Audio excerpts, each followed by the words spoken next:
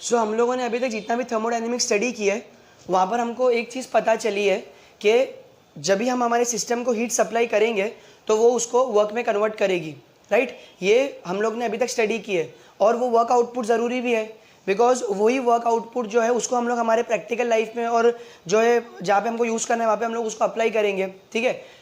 और मैंने जैसे कि आपको बताया कि कोई भी प्रोसेस होगा, जब आप हीट अप्लाई करोगे तो कोई भी प्रोसेस होगा और ये प्रोसेस मेनली दो तरीके का होगा, एक रिवर्सिबल और एक इरिवर्सिबल, ठीक है।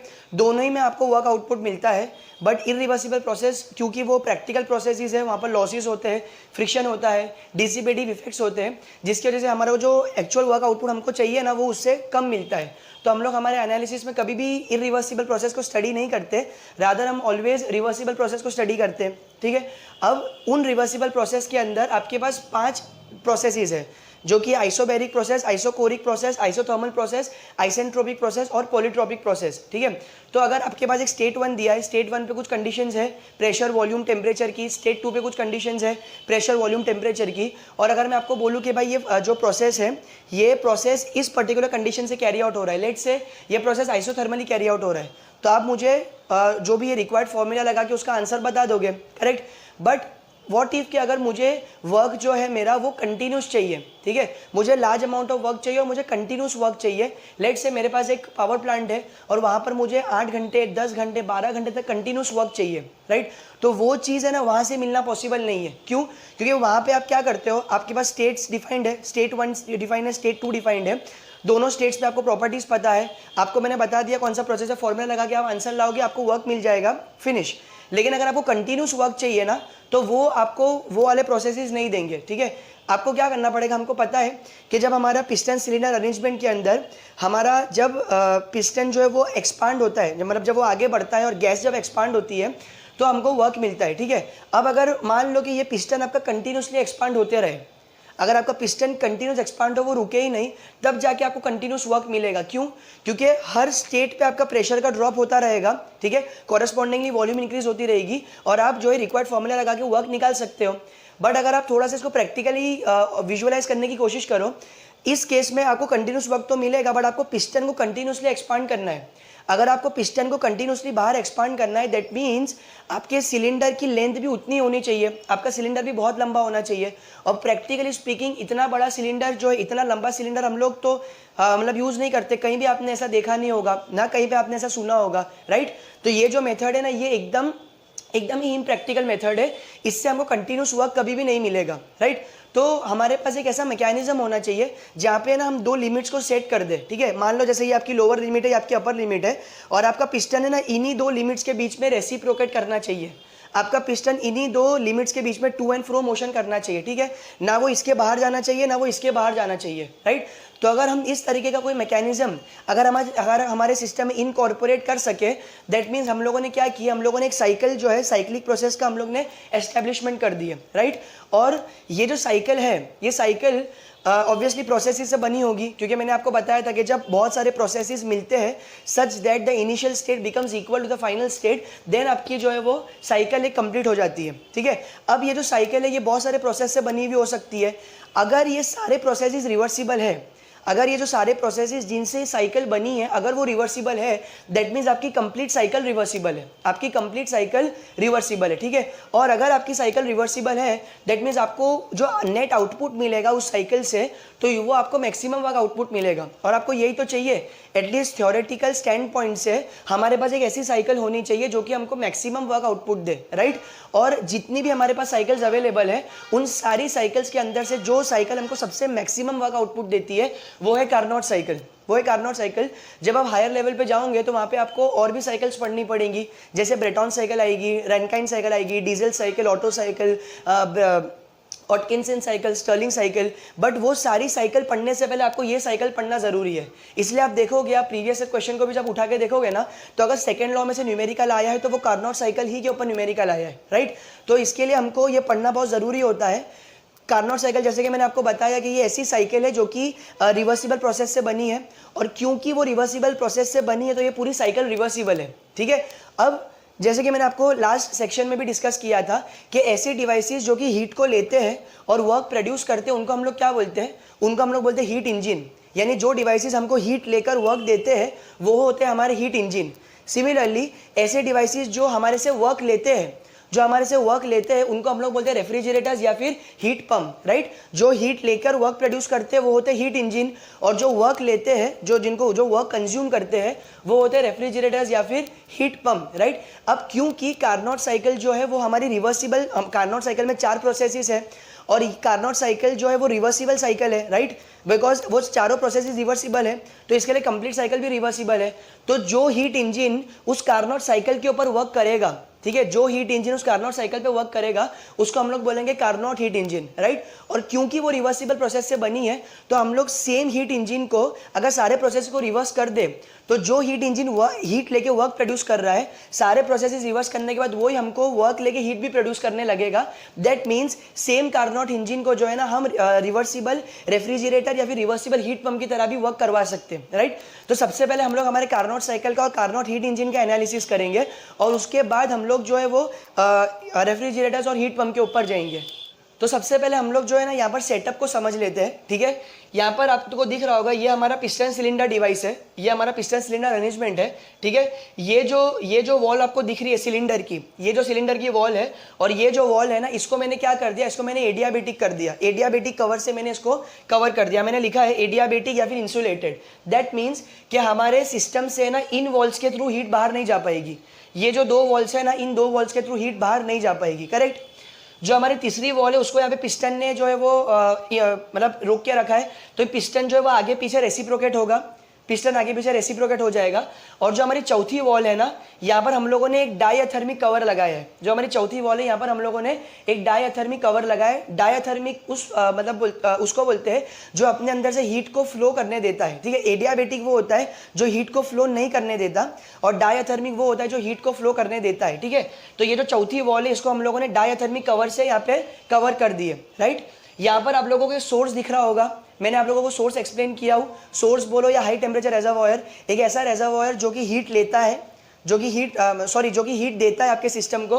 तो आप देख रहे हो कि ये जो सोर्स है ना, ये टेम्परेचर T1 पे है, ये टेम्परेचर T1 पे है और ये QS, Q stands for heat and S stands for supplied, यानी ये QS अमाउंट ऑफ हीट है ना हमारे इस सिस्टम को दे रहा है। ये जो आप देख रहे हो ना, इसके अंदर ये कोई भी गैस है, ठीक है। तो जो सोर्स है ये QS अमाउंट ऑफ हीट जो है वो इस सिस्टम को देगा। सिमिलरली हमारे पास हमारे सेटअप के अंदर एक ऐसा थर्मल रेजर्वॉयर भी होना चाहिए जो कि हीट को ले। एक रेजर्वॉयर हीट देगा और एक रेजर्वॉयर हीट को लेगा। तो हमारे पास जो यहाँ पे दूसरा रेजर्वॉयर जिसको हम लोग सिंक बोलते हैं, जिसको हम लोग लो टेम्परेचर रेजर्वॉयर भी बोलते हैं, तो यहाँ से हमारा जो सिस्टम है ना वो हीट को रिजेक्ट कर देगा। तो यहाँ पे Q stands for heat and R stands for rejection. तो ये जो आप जैसे कि एरो देख रहे हो कि ये जो गैस है, जब गैस में कुछ भी ऑपरेशन होगा ना तो वो यहाँ से QR अमाउंट ऑफ हीट जो है वो सिंक को रिजेक्ट कर देगा। और सोर्स का टेम्परेचर T1 है, सिंक का टेम्परेचर T3। और जैसे कि मैंने आप लोगों को बोला कि रेजर्वॉयर्स वो होते हैं जिनका टेम्परेचर चेंज नहीं होता, चाहे उनमें से कितनी भी हीट निकालो या चाहे उनमें कितनी भी हीट डालो। तो ये T1 जो है वो हमेशा कांस्टेंट रहने वाला है और ये T3 जो है वो भी हमेशा कांस्टेंट रहने वाला है, करेक्ट। तो ये जो है वो इसका कंप्लीट सेटअप है। अब कार्नोट साइकिल के अंदर 4 प्रोसेसेस है, कार्नोट साइकिल में 4 प्रोसेसेस है, तो हम लोग क्विकली उन प्रोसेसेस को देख लेते हैं। यहाँ पर जो प्रोसेस है 1 to 2, प्रोसेस 1 to 2 कौन सा प्रोसेस है, वो है isothermal heat addition. Isothermal heat addition, that means ये प्रोसेस में आप हीट ऐड कर रहे हो, आप अपने सिस्टम में हीट ऐड करोगे बच्चों, लेकिन कैसे ऐड करोगे, आप आइसोथर्मली हीट ऐड करोगे, यानी आप ऐसे हीट ऐड करोगे जो कि कांस्टेंट टेम्परेचर होगा, करेक्ट। उसके बाद आते हैं हम लोग 2 to 3 प्रोसेस में। 2 to 3 प्रोसेस में अभी आपने हीट तो ऐड कर ली, अभी आपको हीट ऐड करने के बाद क्या करना है, उस इंजन से वर्क निकालना है ना।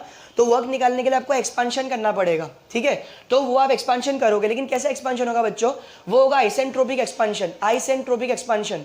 और मैंने आप लोगों को डिटेल में एक्सप्लेन किया हूँ कि आइसेंट्रोपिक एक्सपांशन का दूसरा नाम जो है वो रिवर्सिबल एडायाबेटिक भी होता है। दैट मीन्स ये प्रोसेस रिवर्सिबल तो है ही, प्लस एडायाबेटिक भी है। मतलब ये एक्सपांशन के अंदर आपकी हीट जो है सिस्टम से बाहर नहीं जाएगी, आपकी हीट सिस्टम से बाहर नहीं जाएगी, जो भी हीट है वो सिस्टम के अंदर इंटैक्ट रहेगी और उस हीट को हम लोग एक्सपांड करेंगे। हाई टेम्परेचर से लो टेम्परेचर पे उस पर्टिकुलर हीट को हम लोग एक्सपांड करेंगे, करेक्ट। तो 2 to 3 हमारा हो जाएगा isentropic expansion.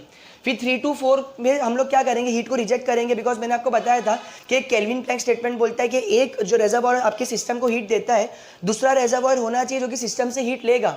That means heat supply करने के बाद आपको हीट रिजेक्शन भी चाहिए ना। तो ये जो 3 to 4 प्रोसेस में हमारा हीट रिजेक्शन होगा, करेक्ट। और बट ये हीट रिजेक्शन कैसे होगा, अगेन ये हीट रिजेक्शन आइसोथर्मली होगा, यानी कि कांस्टेंट टेम्परेचर पे हम लोग हीट को रिजेक्ट करेंगे और फाइनली हम लोग को वापस अपने ओरिजिनल स्टेट में आना है। तो जब हम लोग एक्सपांशन से हाई से लो टेम्परेचर पे आए थे तो अब हम लोग को क्या करना पड़ेगा, अगर लो से हाई पे जाना है तो हम लोगों को कंप्रेशन करना पड़ेगा। तो ये जो 4 to 1 में हम लोग कंप्रेशन करेंगे, बट अगेन बच्चों कैसा कंप्रेशन करेंगे, हम लोग आइसेंट्रोपिक कंप्रेशन करेंगे, यानी कि रिवर्सिबल एडियाबेटिक। हम लोग चाहेंगे कि जो भी हीट है वो बाहर ना जाए, सिस्टम से बाहर ना जाए और ना कोई भी बाहर से हीट सिस्टम के अंदर आए, सच दैट हम लोग उसी रिवर्सिबल एडियाबेटिक वे के अंदर इस सिस्टम को जो है कंप्रेस करेंगे। तो अब जब हम लोगों ने इन प्रोसेसेस को देख लिए कि भाई 1 to 2 आइसोथर्मल हीट एडिशन होता है, 2 to 3 आइसेंट्रोपिक एक्सपांशन होता है, 3 to 4 आइसोथर्मल हीट रिजेक्शन होता है और 4 to 1 आइसेंट्रोपिक कंप्रेशन होता है। अब हम लोग इन प्रोसेसेस को यहाँ पर अप्लाई करेंगे। तो देखो बच्चों, जो पहला 1 to 2 प्रोसेस है वो क्या बोला कि आइसोथर्मल हीट एडिशन। तो यहाँ पर आपके पास डायथर्मिक कवर है ना, ये डायथर्मिक कवर है, दैट मीन्स ये ऐसा कवर है जो कि यहाँ से सिस्टम के अंदर हीट को अलाउ करेगा। मैंने आपको बताया ना, डायथर्मिक सिस्टम के अंदर हीट को कंडक्ट करता है, हीट को अलाउ करता है। तो हम लोग क्या करेंगे, ये जो सोर्स है ना, ये सोर्स को हम लोग यहाँ से इसके कॉन्टैक्ट में यहाँ पे लाएंगे। ये जो सोर्स है इसको हम लोग यहाँ से इसके कॉन्टैक्ट में यहाँ पे लाएंगे, जिसकी वजह से ये QS amount of heat supply करेगा, राइट। और ये जो सोर्स है ये रेजर्वॉयर है ना, और रेजर्वॉयर का टेम्परेचर चेंज नहीं होता है, तो कैसे हीट सप्लाई करेगा, ये आइसोथर्मली हीट को सप्लाई करेगा, राइट। तो अगर मुझे ये प्रोसेस को पीवी डायग्राम पे स्टडी करना है तो यहाँ पे देखो, यहाँ पे वाई एक्सिस पे प्रेशर है, एक्स एक्सिस के ऊपर वॉल्यूम है। तो जो 1 to 2 है ना, ये देखो स्टेट मेरा 1 है, ये स्टेट 2 है, ये स्टेट 1 to 2 में गया कैसे, आइसोथर्मली गया बच्चों। ये एरो देखो, ये एरो इंडिकेट कर रहा है कि मैं 1 to 2 जा रहा हूँ, और कैसे जा रहा हूँ, आइसोथर्मली। तो यहाँ पर अब देखो टेम्परेचर कॉन्स्टेंट है, टेम्परेचर कांस्टेंट है, राइट। तो मैंने सोर्स को यहाँ पे लाया, इसने हीट को सप्लाई किया और यहाँ पे अंदर हीट ऐड हो गया, करेक्ट। अब जब आप हीट को ऐड करोगे तो जाहिर सी बात है अंदर ये पिस्टन थोड़ा सा एक्सपांड होगा, राइट, तो उसकी वॉल्यूम भी बढ़ेगी। तो इसके लिए आप देखो कि यहाँ पर V1 पे वॉल्यूम इतनी है, बट 2 पे जो है वॉल्यूम इतनी है, तो डेट मीन्स वॉल्यूम इंक्रीज हो गई, करेक्ट। ये मेरा पहला प्रोसेस कंप्लीट हो गया 1 to 2। अब हम लोग जाएंगे हमारे नेक्स्ट प्रोसेस पे जो कि है 2 to 3। अब एक बार आपने हीट को सप्लाई कर दी है, अब नेक्स्ट स्टेप में आपको क्या करना है, आपको उसको एक्सपांड करना है, आपको वर्क प्रोड्यूस करना है। तो अब आप ये जो सोर्स यहाँ पे कांटेक्ट में लाए थे ना, इस डायथर्मिक कवर के, इस सोर्स को आप हटाओगे, ठीक है, और ये डायथर्मिक कवर को भी हटाओगे, ये डायथर्मिक कवर को हटाओगे और यहाँ पर इसको हटाने के बाद ये जो एडियाबेटिक कवर है ना, ये इसके प्लेस में लगा दोगे। तो एडियाबेटिक कवर में लगाने से क्या होगा, देखो ये दोनों तो पहले से इंसुलेटेड थे, यहाँ पे तो कुछ हीट इंटरेक्शन हो नहीं रहा है, तो यहाँ पे जब आप एडियाबेटिक कवर लगा दोगे तो अब ये सब इंसुलेटेड हो जाएगा, तो जो हीट है वो अंदर ही रहेगी और हम लोग अलाउ करेंगे कि हमारा सिस्टम जो है वो एक्सपांड हो, हमारा पिस्टन और एक्सपांड हो और हमको वर्क दे। तो ये प्रोसेस कैसा होगा बच्चों, ये प्रोसेस होगा आइसेंट्रोपिक या फिर रिवर्सिबल एडियाबेटिक। तो ये पीवी डायग्राम के ऊपर इस तरीके से रिप्रेजेंट होगा, जो कि 2 to 3 इंडिकेट कर रहा है। तो अगेन आप देखो कि आइसोथर्मल में भी एक्सपांशन होगा तो वॉल्यूम इंक्रीज हुई, और ये जो 2 to 3 रिवर्सिबल एडियाबेटिक है ये तो है ही एक्सपांशन प्रोसेस, तो यहाँ पे भी वॉल्यूम इंक्रीज होगी, राइट। और ये कब तक होगा, 2 से हम स्टार्ट करेंगे और 3 तक हम लोग जाके रुक जाएंगे, ठीक है, 3 तक ये पिस्टन जाके रुक जाएगा, ठीक है। उसके बाद ये फर्दर आगे ट्रेवल नहीं करेगा, और क्योंकि आइसेंट्रोपिक है तो यहाँ पे एंट्रोपी कांस्टेंट है, और एंट्रोपी के लिए हम लोग ने सिंबल लिए S, तो यहाँ पे मैंने लिखा S = C। तो ये हमारा दूसरा प्रोसेस भी कंप्लीट हो गया 2 to 3। अब हम लोग क्या करेंगे, 3 to 4 प्रोसेस देखते हैं। यहाँ पर हमारे पास हीट रिजेक्शन करना है हमको, ठीक है, क्योंकि केल्विन प्लैंक स्टेटमेंट के हिसाब से हीट रिजेक्शन भी होना चाहिए, बट अगेन हीट रिजेक्शन कैसे होगा, ये आइसोथर्मली होगा, आइसोथर्मली। तो हम लोग क्या करेंगे, ये जो डायथर्मिक एडियाबेटिक कवर हमने लाए थे ना, इस पर्टिकुलर स्टेप में हम लोग इसको हटाएंगे, ठीक है, और यहाँ पे वापस डायथर्मिक कवर हम लोग लगा देंगे, हम लोग यहाँ पे वापस डायथर्मिक कवर लगाएंगे, और फाइनली हम लोग ये ना यहाँ पर सिंक को यहाँ पे लाएंगे, ठीक है। ये जो सिंक है ना, हम लोग इसको यहाँ पे इसके कॉन्टैक्ट में लाएंगे, जैसे कि हम लोग ने सोर्स को इसके कॉन्टैक्ट में लाए थे हीट को ऐड करने के लिए, वैसे हम लोग सिंक को इसके कॉन्टैक्ट में लाएंगे हीट को रिजेक्ट करने के लिए, राइट। अब हमको पता है कि heat always flows from high temperature body to low temperature body. तो यहाँ जो सिंक का टेम्परेचर है ना वो इससे कम होगा, यहाँ जो सिंक का टेम्परेचर है वो इससे कम होगा, इसकी वजह से ये जो हीट है वो यहाँ से सिंक के अंदर ट्रांसफर हो जाएगी। और क्योंकि सिंक एक रेजर्वॉयर है तो उसका टेम्परेचर चेंज नहीं होगा, तो ये कैसे हीट रिजेक्शन होगी, आइसोथर्मल हीट रिजेक्शन होगी बच्चों, आइसोथर्मली। तो इसके लिए मैंने यहाँ पे लिखा QR। तो जब आप ये मतलब एडियाबेटिक कवर को हटा दोगे और डायथर्मिक कवर को लाके सिंक को जब यहाँ लगाओगे ना, तो यहाँ से आपका हीट जो है वो रिजेक्ट होगा, जब आपके हीट सप्लाई करने से वॉल्यूम इंक्रीज हुई थी, तो अब हीट को रिजेक्ट करने से वॉल्यूम क्या हो जाएगी बच्चों, वॉल्यूम डिक्रीज हो जाएगी। इसके लिए जो 3 to 4 प्रोसेस है ना, उसमें हम लोग ऐसे जा रहे हैं। तो यहाँ पे आप एरो देखो, एरो इंडिकेट कर रहा है कि हम 3 से 4 तक जा रहे हैं। तो ये पिस्टन जो है वो थोड़ा सा अंदर आएगा, ठीक है, और उस प्रोसेस में, इस 3 to 4 प्रोसेस में आपकी वॉल्यूम जो है वो डिक्रीज हो जाएगी। और कैसे डिक्रीज होगी, आइसोथर्मली। इसके लिए यहाँ पे मैंने टेम्परेचर को जो है कांस्टेंट कर दिया, ठीक है। तो यहाँ पे मेरा थर्ड प्रोसेस भी कंप्लीट हो गया। और फाइनली अब मुझे स्टेट 1 पे जाना है ना, मुझे साइकिल कंप्लीट करनी है, बिकॉज अभी मैं स्टेट 4 पे हूँ और स्टेट 4 और स्टेट 1 आइडेंटिकल नहीं है। तो state 1 to state 4 to state 1 पे जाने के लिए मुझे क्या करना पड़ेगा, 4 to 1 प्रोसेस आइसेंट्रोपिक कंप्रेशन करना पड़ेगा। तो यहाँ पे मैं क्या करूंगा, ये जो मेरा पिस्टन थोड़ा सा अंदर आया था ना, मैं इसको और अंदर लाऊंगा, ठीक है। तो दैट मींस मुझे कंप्रेशन करना पड़ेगा। और ये कंप्रेशन कैसा होगा बच्चों, ये कंप्रेशन होगा आइसेंट्रोपिक, मतलब रिवर्सिबल एडायबिलिटी। और रिवर्सिबल एडायबिलिटी का मतलब होता है कि एंट्रोपी कांस्टेंट। तो आप 4 to 1 जाओगे, एरो देखो 4 to 1 आप जाओगे, सच दैट आपका एस कांस्टेंट है, एस इज इक्वल टू सी, मतलब आपका एंट्रोपी कांस्टेंट है। तो ये जब आप इस तरीके से जाओगे ना, तो आपकी एक साइकिल कंप्लीट हो जाएगी, राइट। तो 1 to 2 ये आपका पीवी डायग्राम के ऊपर रिप्रेजेंट कर रहा है। 1 to 2 isothermal heat addition, 2 to 3 isentropic expansion, 3 to 4 isothermal heat rejection और 4 to 1 आइसेंट्रोपिक एक्सपेंशन, राइट। और ये जो है, अगर आप ध्यान से देखो, ये क्लॉकवाइज साइकिल है, ये क्लॉकवाइज साइकिल है। और जितनी भी क्लॉकवाइज साइकिल्स होती है ना, ये सारी वर्क प्रोड्यूसिंग साइकिल होती है, ये सारी वर्क प्रोड्यूसिंग साइकिल होती है। और जितनी भी एंटी क्लॉकवाइज साइकिल्स होती है, वो सारी वर्क कंज्यूमिंग साइकिल्स होती है। तो ये साइकिल को हम लोग ने हीट इंजन के ऊपर लगाए। और हीट इंजन एक ऐसा डिवाइस है जो कि वर्क आपको देता है। दैट मीन्स ये साइकिल से आपको है ना वर्क मिलेगा, ये साइकिल से आपको वर्क मिलेगा। सो अभी हम लोग सबसे फर्स्ट टाइम जो है एंट्रोपी को स्टडी करने वाले। बेसिकली अगर मैं आपके लेवल पे एंट्रोपी को एक्सप्लेन करूँ ना, तो एंट्रोपी एक ऐसी क्वांटिटी है जो कि एक पर्टिकुलर सिस्टम की डिसऑर्डरनेस को बताती है। आपका सिस्टम कितना डिसऑर्डर्ड है, या कितना उसमें रैंडमनेस है, कितना उसमें अनऑर्गेनाइज्ड, मतलब कितना वो सिस्टम आपका अनऑर्गेनाइज्ड है। तो ये चीज़ आपकी है ना एंट्रोपी बताती है। आपका सिस्टम जितना ज़्यादा डिसऑर्गेनाइज्ड होगा, जितना ज़्यादा रैंडम होगा, जितना ज़्यादा वो अनऑर्गेनाइज्ड होगा, उसकी एंट्रोपी उतनी ज़्यादा होगी, ठीक है। और जितना वो कम डिसऑर्गेनाइज्ड होगा, जितना वो कम रैंडम होगा, उसकी एंट्रोपी उतनी कम होगी। इसको मैं आपको एग्जांपल से समझाता हूँ। मान लो आपका जो है आपका रूम है, आपके रूम में लेट्स से बेड है, एक कबर्ड है, उसमें कपड़े हैं, आपका शेल्फ है जिसमें बुक्स है। अब अगर आपका कबर्ड, लेट्स से कबर्ड का एक डोर खुला हुआ है, बुक्स यहाँ वहाँ बिखरी हुई है, आपका जो है वो कपड़े यहाँ वहाँ बिखरे हुए हैं, आपकी बेडशीट्स क्रिपल्ड है, आपका रूम बहुत मेसी है, आपके रूम में कचरा बहुत ज़्यादा है, तो आपका रूम जो है ना बहुत ही ज़्यादा डिसऑर्गेनाइज्ड है, ठीक है। आपके रूम में बहुत ज़्यादा रैंडमनेस है, दैट मीन्स आपके रूम की एंट्रोपी ज़्यादा है, करेक्ट। लेकिन ऑन दी अदर हैंड आपका रूम जो है वो एकदम सब बुक्स उसकी प्रॉपर जगह पर है, कपड़े प्रॉपर उनकी अलमारी में पड़े हुए, आपकी बेडशीट्स एकदम सही है, रूम के अंदर बिल्कुल भी कचरा नहीं है। दैट मीन्स आपका रूम जो है वो उसकी जो डिसऑर्गेनाइज्ड फॉर्म है वो कम है। दैट मीन्स आपके रूम की एंट्रोपी कम है, राइट। तो आप इसको थर्मोडायनेमिक्स के कॉन्टेक्स्ट से कैसे रिलेट करेंगे बच्चों। तो देखो, अगर आपके पास कोई भी गैस है, किसी भी कंटेनर में गैस है, हमको ये चीज़ पता है कि गैस के अंदर जो इंटरमोलिकुलर फोर्सेस होते हैं वो बहुत ही वीक होते हैं, जिसकी वजह से वो कभी भी एक जगह स्टेबल नहीं दिखेंगे। जैसे सॉलिड्स होते हैं, लिक्विड्स होते हैं, गैसेस कभी भी वो स्टेबल नहीं होंगे। आप उनको जहाँ भी भरोगे ना, आप उनको जहाँ भी फील करोगे, they will always be in a state of random motion. वो हैफज़ार्डली मूव करते रहेंगे, ठीक है। वो कभी भी एक जगह स्टेबल नहीं रुकने वाले, ठीक है। अब आपने क्या किया, आपने ना सिस्टम को हीट सप्लाई की है। तो क्योंकि आप सिस्टम को हीट सप्लाई कर रहे हो, उस टाइम पे आपका टेम्परेचर इंक्रीज हो जाएगा। जब आपका टेम्परेचर इंक्रीज होगा, दैट मीन्स आपके जो मॉलिक्यूल्स है, गैस के मॉलिक्यूल्स, वो एनर्जाइज हो गए ना। तो अब रैंडम मोशन में तो वो पहले से थे, लेकिन अब क्योंकि उनको आपने एनर्जी ऐड कर दी है, तो अब उनकी जो रैंडमनेस है वो और बढ़ गई। अब वो और ज़्यादा हैफज़ार्डली यहाँ मूव करने लगेंगे, वो एक दूसरे से कोलाइड करेंगे, वो उनकी काइनेटिक एनर्जी बढ़ जाएगी, उनकी वेलोसिटी बढ़ जाएगी, वो रूफ से कोलाइड करेंगे, वो उस पर्टिकुलर सिलेंडर की वॉल से कोलाइड करेंगे, राइट। तो इसकी वजह से जैसे कि आपने देखे कि इसकी जो डिसऑर्डर है वो कंप्लीटली इंक्रीज हो गया। दैट मीन्स आपके सिस्टम की एंट्रोपी इंक्रीज हो गई।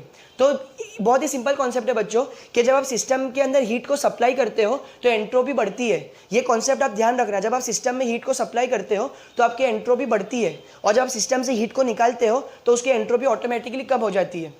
अब हम लोगों ने स्कूल्स में ये पढ़े हैं, और ये चीज़ स्कूल तक ही मतलब वैलिड है कि जब हम लोग है ना किसी भी पर्टिकुलर बॉडी को जो हीट सप्लाई करते हैं, ठीक है, तो उसका टेम्परेचर बढ़ता है, राइट। और जब किसी से हीट रिजेक्ट करते तो टेम्परेचर कम होता है। बट अभी क्योंकि हम लोग थर्मोडायनेमिक्स पढ़ रहे हैं, तो हम लोग ये चीज़ अभी हीट को टेम्परेचर से रिलेट नहीं करेंगे, रादर हम लोग हीट को एंट्रोपी से रिलेट करेंगे, ठीक है। तो अभी से आपको ध्यान में ये रखना है कि आप ऐसा मत बोलो कि हीट को सप्लाई करते तो टेम्परेचर बढ़ता है, या हीट को रिजेक्ट करते तो टेम्परेचर कम होता है। अभी रादर आप ऐसा बोलो कि हीट को सप्लाई करते तो एंट्रोपी बढ़ती है, और हीट को रिजेक्ट करते तो एंट्रोपी कम होती है, ठीक है। तो ये मैं डिस्कशन क्यों कर रहा हूँ ना, क्योंकि अभी फर्स्ट टाइम हमको ये वाला ग्राफ स्टडी करना है, टीएस। ये तो पीवी डायग्राम था। अभी हमको टीएस डायग्राम स्टडी करना है। टी स्टैंड्स फॉर टेम्परेचर जो कि वाई एक्सिस पे प्लॉट होता है, और एस स्टैंड्स फॉर एंट्रोपी जो कि एक्स एक्सिस पे प्लॉट होती है, राइट। एंट्रोपी का मतलब मैंने आपको बता दिया। अब हमको यहाँ पर एंट्रोपी टीएस डायग्राम क्यों प्लॉट करना है? तो बच्चों यहाँ पर आप देखोगे कि कार्नोट साइकिल में 4 प्रोसेस है और 4 में से 2 जो है वो आइसोथर्मल है। तो आइसोथर्मल का लेना देना किससे? टेम्परेचर से। इसी तरीके से जो 2 प्रोसेस है वो आइसेंट्रोपिक है। आइसेंट्रोपिक का लेना देना किससे? एंट्रोपी से। इसके लिए हमको टीएस डायग्राम की जरूरत पड़ी, राइट। और जब हम यही साइकिल को, ये जो चारों प्रोसेसेस है, इसको जब हम लोग टीएस डायग्राम पे प्लॉट करेंगे ना, तो ये कुछ इस तरीके से दिखेगा। अब हम लोग इसको जो है समझने की कोशिश करते हैं। पहला जो प्रोसेस है 1 to 2, ये है isothermal heat addition. Isothermal heat addition that means आपको कांस्टेंट टेम्परेचर पे हीट ऐड करना है। अब मैंने आपको क्या बोला कि आप हीट ऐड कर रहे हो ना, दैट मीन्स आपकी एंट्रोपी क्या होनी चाहिए? इंक्रीज होनी चाहिए, but at the same time isothermal heat add कर रहे हो, मतलब टेम्परेचर कांस्टेंट होना चाहिए। तो आपको ऐसी लाइन प्लॉट करनी है जिसमें टेम्परेचर कांस्टेंट रहे बट आपकी एंट्रोपी इंक्रीज हो। तो इधर देखो बच्चों, यहाँ पे मेरा स्टेट 1 है, ये मेरा स्टेट 2 है। मैं स्टेट 1 से स्टेट 2 में आइसोथर्मली जा रहा हूँ। आपको एरो दिख रहा है, मैं यूं जा रहा हूँ, ठीक है। तो मेरा टेम्परेचर कांस्टेंट है बिकॉज ये कंप्लीट हॉरिजॉन्टल लाइन है, बट एंट्रोपी इंक्रीज हो रही है। स्टेट 1 पे एंट्रोपी जो है वो S1 थी, स्टेट 2 पे एंट्रोपी S2 है। क्लियरली S2 S1 से ज्यादा है, राइट। तो मैंने जो 1 to 2 प्रोसेस है ना, इसको जब मैं टीएस डायग्राम में प्लॉट करूंगा तो वो एक हॉरिजॉन्टल लाइन दिखेगा, करेक्ट। और यहाँ पर T1 और T2 तो सेम है, इसलिए मैंने यहाँ पे लिख दिया T1 is equal to T2, correct. तो आई होप ये चीज आपको समझ में आई होगी। अब हम लोग प्रोसेस नंबर 2 to 3 को देखते हैं। तो जो 2 to 3 प्रोसेस है ये बोलता है आइसेंट्रोपिक एक्सपांशन, यानी कि आपको क्या करना है? एक्सपांशन करना है, बट कैसा एक्सपांशन करना है? आइसेंट्रोपिक। अब हमको मालूम है जब हम लोग एक्सपांशन करते हैं तो प्रेशर कम होता है, और प्रेशर कम होता है तो ऑटोमेटिकली टेम्परेचर भी कम हो जाता है, राइट। तो आपको ऐसा प्रोसेस प्लॉट करना है जिसमें टेम्परेचर कम हो but at the same time entropy change नहीं होनी चाहिए। तो हम लोग क्या करेंगे? इस 2 पॉइंट से ना वर्टिकली नीचे आएंगे। हम लोग इस 2 पॉइंट से वर्टिकली नीचे आएंगे सच दैट आप यहाँ 3 तक आओगे। तो आप ध्यान से देखो, यहाँ पे एंट्रोपी चेंज नहीं हो रही है। इधर एंट्रोपी वर्टिकल, मतलब ये जो प्रोसेस है वर्टिकल लाइन से रिप्रेजेंट है, एंट्रोपी कांस्टेंट है, बट आपका टेम्परेचर डिक्रीज हो रहा है। पहले आपका टेम्परेचर T2 था, उसके बाद आपका टेम्परेचर T3 होगा। क्लियरली T2 T3 से ज्यादा है, दैट मीन्स आपने आइसेंट्रोपिक एक्सपांशन जो है वो अचीव कर ली है। उसके बाद हम लोग यहाँ पे देखते हैं 3 to 4। 3 to 4 में आपको आइसोथर्मल हीट रिजेक्शन चाहिए। आपको क्या करना है? हीट रिजेक्शन करना है। मैंने आपको जस्ट अभी बताया कि जब आप हीट रिजेक्ट करोगे तो एंट्रोपी डिक्रीज होनी चाहिए, but at the same time कैसा रिजेक्शन चाहिए? वो आइसोथर्मल हीट रिजेक्शन चाहिए। तो यहाँ पर आप देखो, जब आप 3 to 4 में जाओगे तो ये जो 3 to 4 है ना, ये वही प्रोसेस को रिप्रेजेंट कर रहा है। ये आइसोथर्मल है, टेम्परेचर चेंज नहीं हो रहा है। जो टेम्परेचर T3 यहाँ पर है वही टेम्परेचर T4 भी यहाँ पर है। T3 is equals to T4, लेकिन एंट्रोपी डिक्रीज हो रही है। एंट्रोपी डिक्रीज हो रही है, यहाँ पे एंट्रोपी ज्यादा है, यहाँ पे एंट्रोपी कम है। क्यों? क्योंकि हम लोग क्या कर रहे हैं? हीट को रिजेक्ट कर रहे हैं, और हीट रिजेक्शन में एंट्रोपी हमेशा डिक्रीज होती है। और फाइनली जब हम लोग स्टेट 4 पे पहुंचे, अब हमको स्टेट 1 पे जाना है ना, तो हमको क्या करना पड़ेगा? कंप्रेशन करना पड़ेगा। अब जिस तरीके से एक्सपेंशन के अंदर प्रेशर कम होता है और टेम्परेचर भी कम होता है, तो कंप्रेशन में उसका उल्टा होगा। कंप्रेशन में प्रेशर बढ़ेगा, टेम्परेचर बढ़ेगा। तो इसके लिए आप देखो, जो हमारा हम लोग 4 से 1 पे जाएंगे ना, ये एरो जो इंडिकेट कर रही है, तो यहाँ पर आपका टेम्परेचर बढ़ रहा है, ठीक है। यहाँ पे भी 4 to 1 में आप देखो, यहाँ पे आपका प्रेशर बढ़ रहा है, राइट। लेकिन आपको कैसा कंप्रेशन प्रोसेस अचीव करना है बच्चों? आपको आइसेंट्रोपिक कंप्रेशन प्रोसेस अचीव करना है। दैट मीन्स आपका टेम्परेचर तो बढ़ना चाहिए, प्रेशर तो बढ़ना चाहिए, लेकिन वो आइसेंट्रोपिक यानी एंट्रोपी कांस्टेंट रहनी चाहिए, एंट्रोपी चेंज नहीं होनी चाहिए। तो यहाँ पे आप वही देखोगे, जो एंट्रोपी 4 पे वही एंट्रोपी आपको 1 पे भी मिलेगी। तो जब आप इस तरीके से साइकिल में जाओगे ना, तो आपको 1 to 2 isothermal, 2 to 3 isentropic, 3 to 4 फिर से आइसोथर्मल, और 4 to 1 फिर से आपको आइसेंट्रोपिक एक प्रोसेस मिल जाएगा, और आपकी एक साइकिल कंप्लीट होगी। तो ये जो सेम साइकिल है, ये 2 अलग साइकिल्स नहीं है। ये कार्नोट साइकिल को जब आप पीवी प्लेन पे प्लॉट करोगे, पीवी डायग्राम पे प्लॉट करोगे, तो वो ऐसी दिखेगी। और जब आप यही सेम साइकिल को टीएस डायग्राम पे प्लॉट करोगे ना, तो वो इस तरीके से आपको दिखेगी, एक रेक्टेंगल के फॉर्म में आपको दिखेगी, राइट। अब ये जो मैंने अंदर हैच किया हो बच्चों रेड से, ये क्या बता रहा है? ये आपको बता रहा है कि इस पर्टिकुलर साइकिल में कितना एरिया आपको मिल रहा है, इस पर्टिकुलर साइकिल में कितना एरिया आपको मिल रहा है। तो जाहिर सी बात है, हमको पता है कि हम लोग को एक कॉन्सेप्ट मालूम है कि पीवी डायग्राम पे प्रोसेस के अंडर का जो एरिया होता है वो वर्क होता है। पीवी डायग्राम पे प्रोसेस के अंडर का जो एरिया होता है वर्क होता है। सिमिलरली जो साइकिल के अंडर का एरिया होता है वो भी वर्क होता है, ठीक है। लेकिन बच्चों अब हम लोग है ना टीएस डायग्राम पे देखते हैं। टीएस डायग्राम पे प्रोसेस के अंडर का एरिया आपको हीट ट्रांसफर देता है, समझे। आप ध्यान से सुनो, जिस तरीके से पीवी डायग्राम पे प्रोसेस के अंडर का एरिया आपको वर्क देता है, उसी तरीके से टीएस डायग्राम पे एक प्रोसेस के अंडर का एरिया आपको हीट ट्रांसफर देता है। और वही मैंने यहाँ पे लिखा हो कि area under a process on a TS diagram gives the heat transfer for that process. Area under a process on a TS diagram gives the heat transfer for that process. अभी आप ध्यान से देखो बच्चों कि 1 to 2 प्रोसेस जो है 1 to 2 process में आपकी एंट्रोपी इंक्रीज हो रही है, ठीक है। अब एंट्रोपी इंक्रीज कब होती है, जब आपकी जब आप सिस्टम में हीट ऐड करते हो, तो जब आप है ना इस 1 to 2 प्रोसेस के अंडर का, सिर्फ इस प्रोसेस का 1 to 2 प्रोसेस का जब आप एरिया निकालोगे ना, तो वो आपको हीट एडिशन देगा, आपके सिस्टम में कितनी हीट ऐड हुई, ठीक है। अब जो 2 to 3 प्रोसेस है इसमें तो कोई हीट ऐड हो ही नहीं रही है, क्योंकि ये तो आइसेंट्रोपिक है, तो इसको आप देखो मत। अब ये जो 3 to 4 प्रोसेस है, यहाँ पे आपकी एंट्रोपी डिक्रीज हो रही है। अब जब एंट्रोपी डिक्रीज हो रही है इसका मतलब क्या, सिस्टम से हीट रिजेक्ट हो रही है।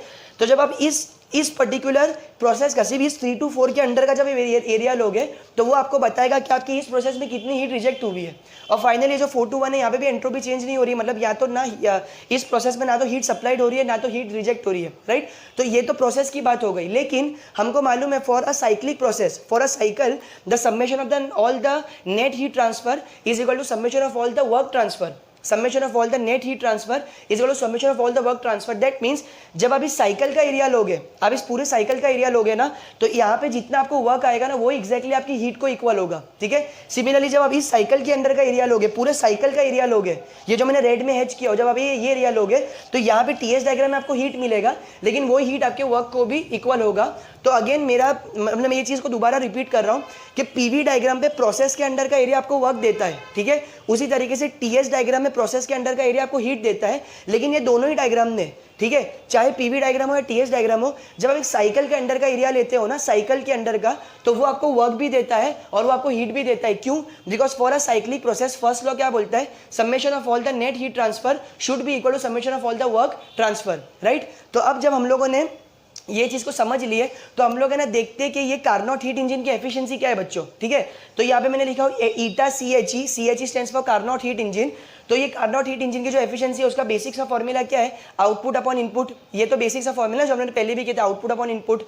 अब आउटपुट क्या है आपका, आपको इस इंजन से वर्क चाहिए ना, तो जो आपको नेट वर्क मिलेगा, जो आपका नेट वर्क होगा, तो वो आपका आउटपुट है।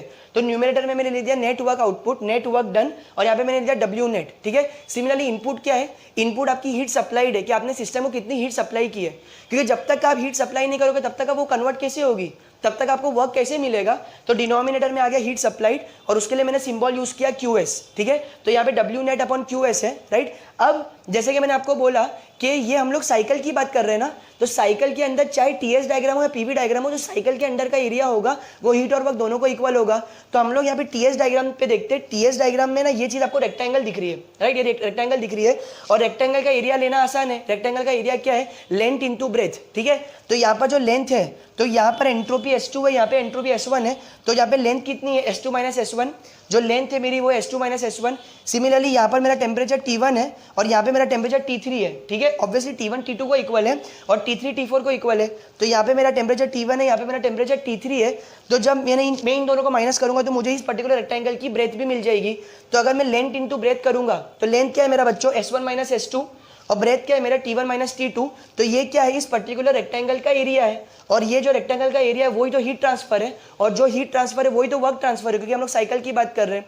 इसके लिए मैंने यहाँ पे नेट वर्क की जगह लिख दिया S1 - S2 into T1 - T3, where S1 - S2 represents the length of this rectangle and T1 - T3 represents the breadth of this rectangle, ठीक है। तो यहाँ पे मेरा न्यूमरेटर कंप्लीट हो गया। अब डिनोमिनेटर पे आओ बच्चों। डिनोमिनेटर बोलता है आपको हीट सप्लाइड, और मैंने आपको क्या बोला, जब आपकी एंट्रोपी इंक्रीज होगी दैट मीन्स आपने हीट सप्लाई की है। अब इन चारों प्रोसेस में, ये जो 4 प्रोसेस में सिर्फ एक ही प्रोसेस है जहाँ पे हीट सप्लाई हो रही है, और वो है 1 to 2। और वो कैसे पता चला, क्योंकि 1 to 2 में एंट्रोपी मेरी इंक्रीज हो रही है, 1 to 2 में मेरी एंट्रोपी इंक्रीज हो रही है। तो यहाँ पर मुझे क्या करना पड़ेगा, इस पर्टिकुलर प्रोसेस का एरिया लेना पड़ेगा। तो 1 to 2 के अंदर का एरिया क्या आएगा बच्चों, ये तो आएगा ही, प्लस ये भी आएगा, ठीक है, क्योंकि आपको क्या करना है, इस प्रोसेस को है ना यहाँ पे प्रोजेक्ट करना है। ये जो प्रोसेस है इसको आपको एंट्रोपी पे प्रोजेक्ट करना है, एंट्रोपी एक्सिस पे प्रोजेक्ट करना है।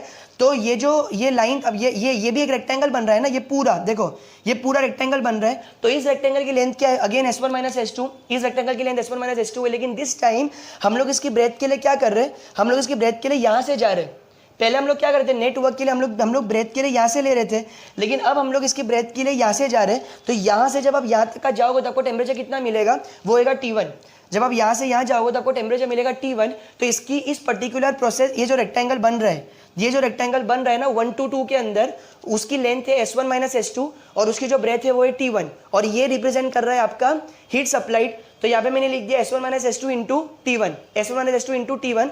अब ये S1 - S2 को कैंसिल कर देगा, तो यहाँ पे बचेगा T1 - T3 अपॉन T1। अब जब मैं T1 को स्प्लिट करूंगा तो ये T1 को कैंसिल कर देगा, तो यहाँ पे आएगा 1, यहाँ पे आएगा 1, फिर माइनस ये T3/T1 एज इट इज रहेगा, राइट। तो मैं ये जो है ना, ये रिप्रेजेंट कर रहा है आपकी एफिशिएंसी किसकी, कार्नोट हीट इंजन की बच्चों, ये आपकी रिप्रेजेंट कर रहा है कार्नोट हीट इंजन की एफिशिएंसी, राइट। अब मैं आप लोगों को एक चीज सजेस्ट करूंगा कि आप लोग ऐसे याद मत रखो, आप लोग T3/T1 के फॉर्म में याद मत रखो। आप ध्यान से देखो कि ये पूरे एक्सपेरिमेंट में या इस पूरे डेमोन्स्ट्रेशन में सिर्फ दो ही रेजर्वॉयर्स है। एक रेजर्वॉयर जो है वो सोर्स है जो कि T1 टेम्परेचर पे है, और एक रेजर्वॉयर जो कि सिंक है जो कि T3 टेम्परेचर पे। और हमको हमारे रेजर्वॉयर के नॉलेज से मालूम है कि डेफिनेटली ये हाई टेम्परेचर रेजर्वॉयर है और ये लो टेम्परेचर रेजर्वॉयर, राइट। ये हाई टेम्परेचर है ना, तभी तो हीट सप्लाई कर रहा है, और ये लो टेम्परेचर रेजर्वॉयर तभी तो ये हीट रिजेक्ट कर रहा है, राइट। तो यहाँ पर आप देखो T3 है, T3 जो है वो सिंक का टेम्परेचर है, और सिंक हमारा क्या है, सिंक हमारा लो टेम्परेचर रेजर्वॉयर है। तो यहाँ पे मैं T3 को हटा के लिख सकता हूँ LTR। LTR stands for low temperature reservoir. Similarly यहाँ पे जो मेरा T1 है वो मेरे सोर्स का टेम्परेचर है, और सोर्स मेरा सिस्टम को हीट सप्लाई कर रहा है, तो सोर्स मेरा हो गया हाई टेम्परेचर रेजर्वॉयर, उसको मैंने लिखा HTR, ठीक है, हाई टेम्परेचर रेजर्वॉयर। तो ये जो T3/T1 है ना, इसको आप ऐसा याद रखो, कार्नोट साइकिल की जो एफिशिएंसी होगी, कार्नोट हीट इंजन की बेसिकली जो एफिशिएंसी होगी वो होगी 1 minus low temperature reservoir upon high temperature reservoir, ठीक है बच्चों। तो इसको आप है ना टेम्परेचर की रेशियो से ऐसे याद मत रखो, आप याद रखो 1 माइनस लो टेम्परेचर रेजर्वॉयर का temperature upon high temperature reservoir का टेम्परेचर। सो ये डायग्राम हम लोगों ने पहले भी देखे थे, जब हम लोगों ने सेकंड लॉ का डिस्कशन स्टार्ट किए थे ना, तो हम लोग ने इसी डायग्राम से स्टार्ट किए थे। तो यहाँ पर ये जो है वो सोर्स है जो कि T1 टेम्परेचर पे है, राइट, और जो कि लेट से Q1 अमाउंट ऑफ हीट हमारे इंजन को सप्लाई कर रहा है, ठीक है। इस Q1 हीट को लेके हमारा सिस्टम जो है वो W नेट वर्क परफॉर्म कर रहा है, ठीक है, और जो भी रिमेनिंग अमाउंट ऑफ हीट है तो वो क्या हो रहा है, वो Q2 के फॉर्म में वो इस सिंक को रिजेक्ट कर रहा है जो कि यहाँ पे टेम्परेचर T2 पे। तो अगर मैं आपसे पूछूं कि बच्चों यहाँ पे हाई टेम्परेचर रेजर्वॉयर क्या है, तो आप क्या बोलोगे, sir T1 is the high temperature reservoir, ठीक है, और यहाँ पे लो टेम्परेचर रेजर्वॉयर क्या है, तो obviously T2 is the low temperature reservoir, ठीक है।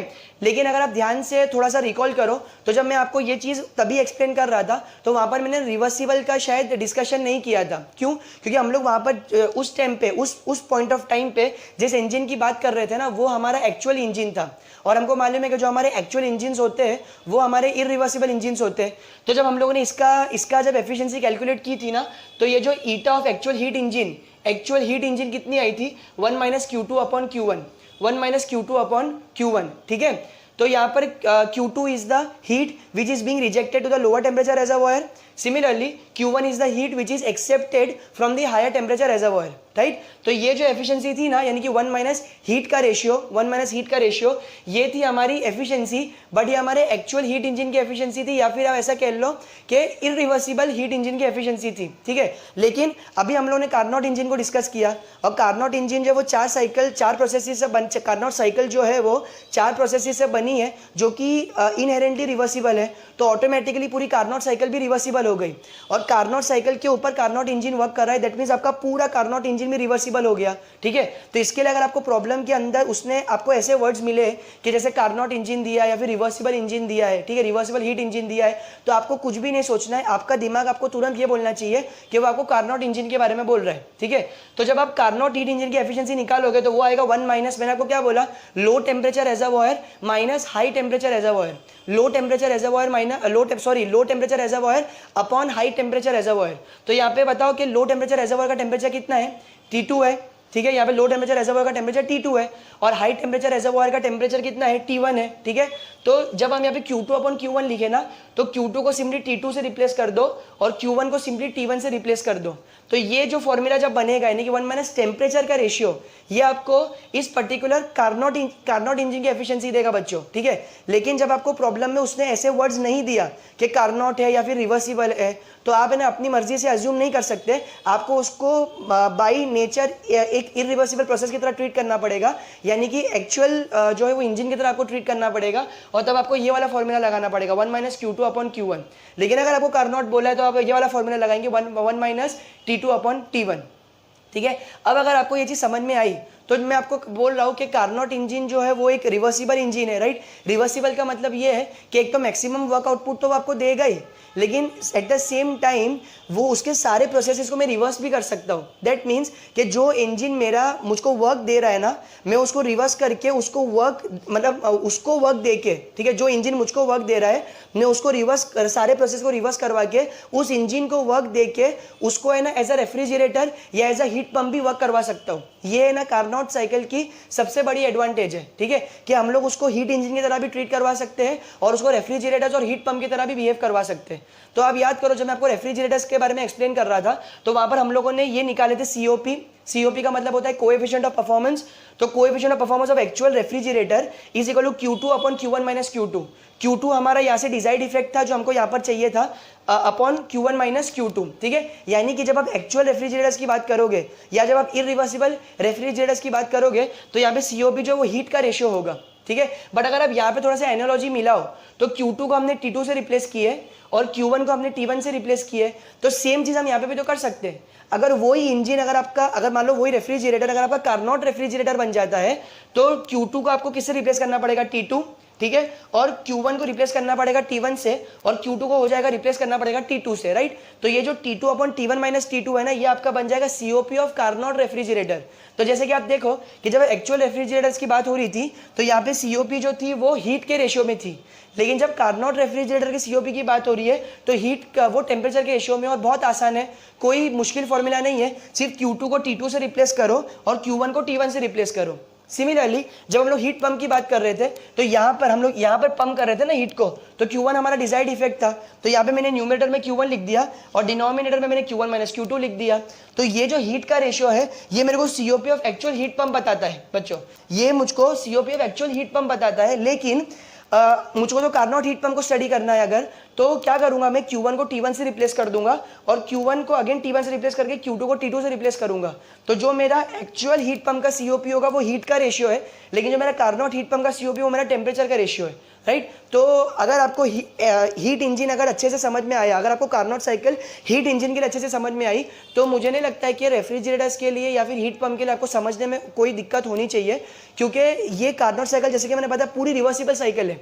तो अगर वो एक पर्टिकुलर पैटर्न फॉलो कर रही है हीट इंजन के केस में, तो जब आप उन सारे प्रोसेस को रिवर्स कर दोगे ना, तो जब आप ऊपर से नीचे जाओगे केल्विन का एक स्टेटमेंट लगाओगे तो वो हीट इंजन की तरह बिहेव करेगा।